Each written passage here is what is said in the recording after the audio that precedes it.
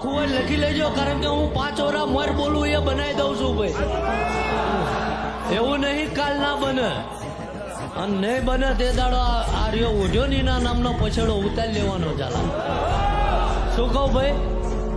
એટલે તપસ્યા પાકી હોય ઝાલા, મેલોડીને કંઈક કરવું હોય માણા તો જોઈએ, નકર એકલી એકલી બોલીને કોને કે ભાઈ.